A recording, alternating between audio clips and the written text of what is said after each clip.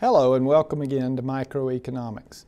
Today we're going to continue our discussion of perfect monopoly, sometimes referred to as pure monopoly, and you may hear me use those two terms interchangeably. There's not really any difference between the two.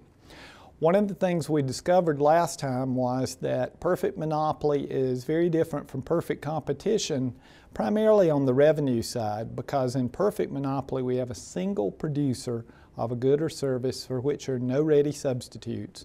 And so as a result, they consider the entire demand curve. They don't think about a single price. Graphically, that makes things a little bit more complex, and it also gives that particular producer a lot more choices and a lot more control variables, if you will, than they would otherwise. Today we're going to continue that discussion, and the first thing we're going to talk about is what happens in the long run. What we've done so far is to look only at the short run, and then a couple of special cases, one being what does this mean to society as a whole, and also what sorts of other conditions might occur as a result of this monopoly power. So let's kind of think for a second once again about what we had talked about before. In the short run, it's likely that the firm will make an economic profit. There is no real guarantee of that, however, and I guess really we base that on the idea that why would you do it? Why would you take the chance if there wasn't something in it for you? The higher the barriers to entry, the more ways that you can block others from entering, the more likely it is that you will make an economic profit.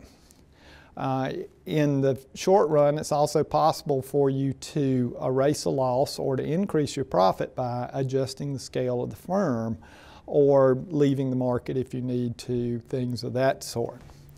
In the long run, however, there's no real pressure to change things and to cause you to have to move out. Now I want to kind of compare what we discovered in monopoly and what we discovered in perfect competition. In perfect competition, we found that in long-run equilibrium in a constant cost industry, the marginal benefit was equal to the marginal cost. And we finished up talking about perfect competition by saying it's allocatively efficient and it produces the maximum social welfare. Can't produce the product any cheaper than what you're producing, and that was both a long run and a short run concept. In other words, we build the right size plant, we build the most efficient possible plant, and we operate it in the most efficient possible way.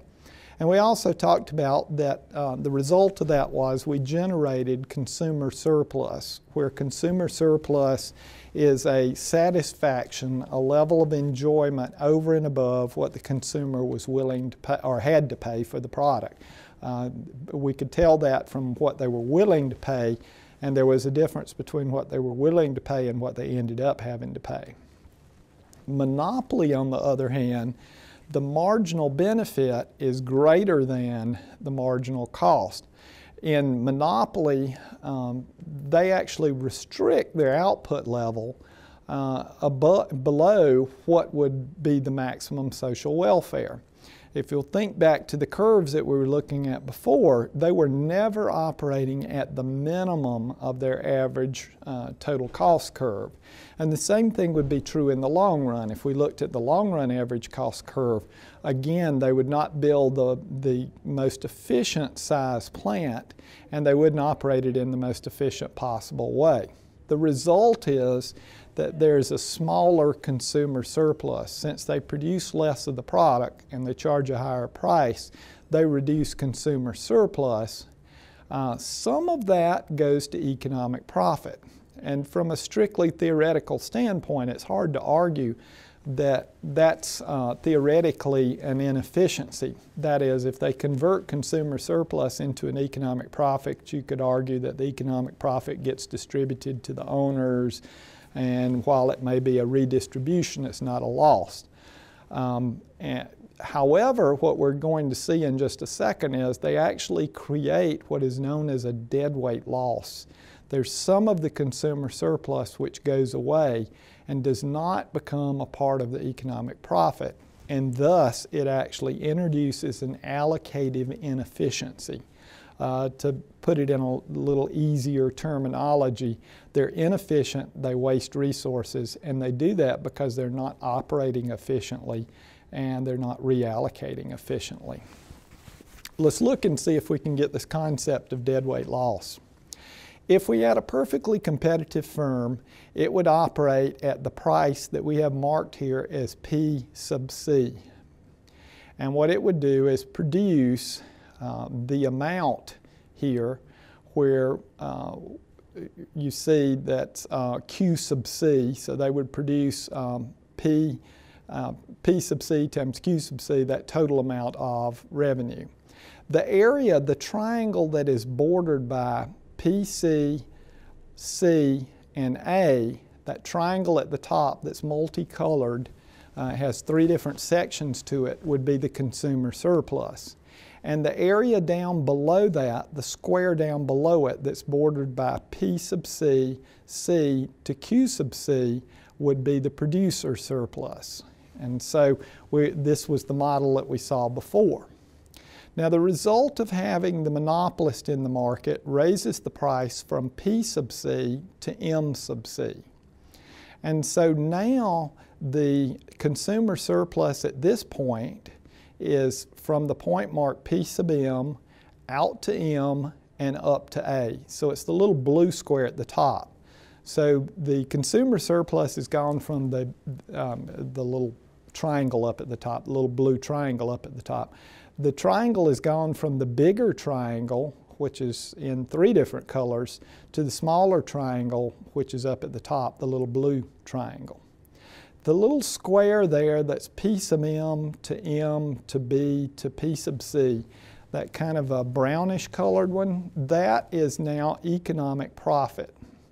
That's the portion of the consumer surplus that's been taken away from the consumer and turned into economic profit. That's where the profit that we mentioned in the last lecture has come from.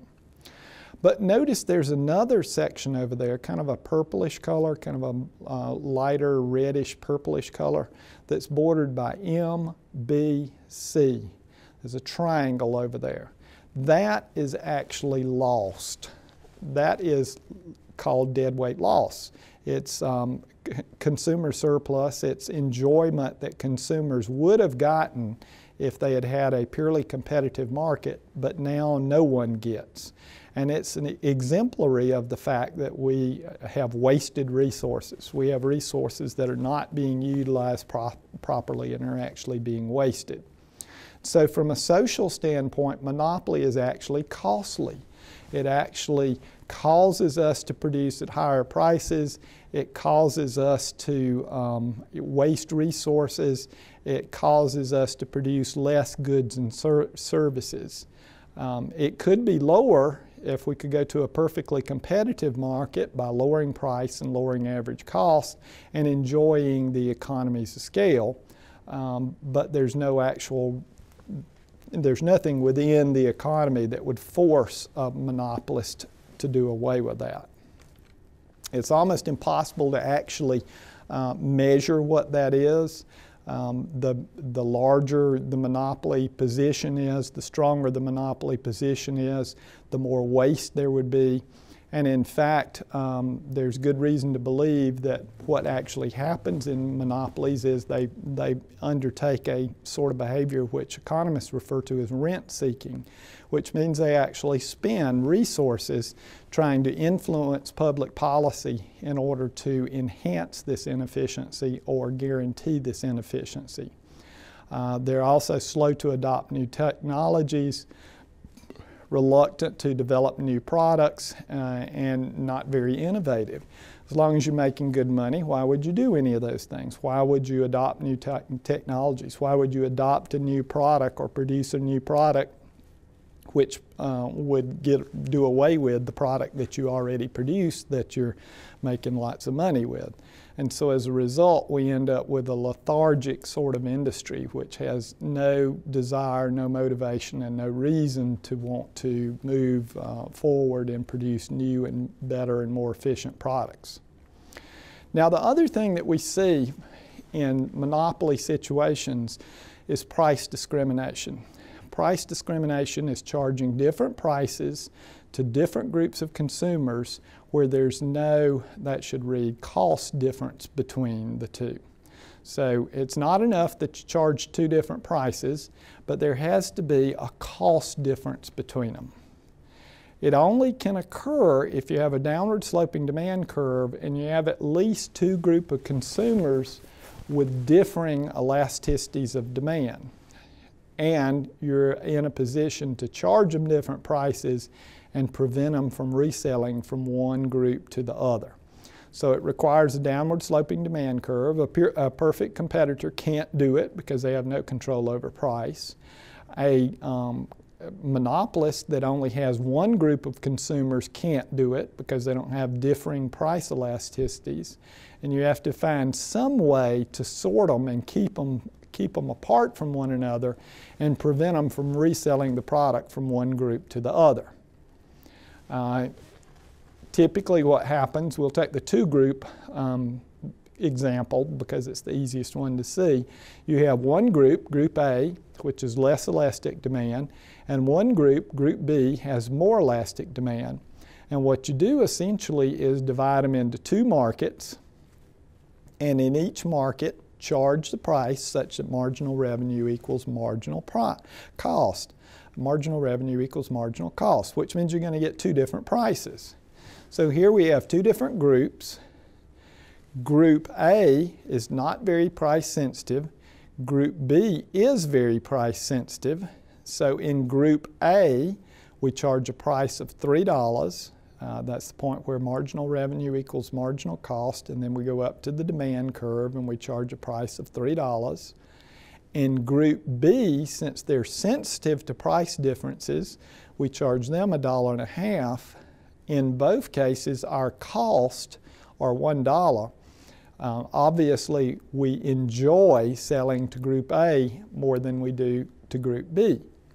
Now, once again, we've got to have this sort of a situation, which you see here, where you've got two different consumers with very different reactions to price changes. It's got to be possible for you to separate them, and it's got to be possible for you to make sure that they don't resell from one group to another. Very widespread in monopoly industries.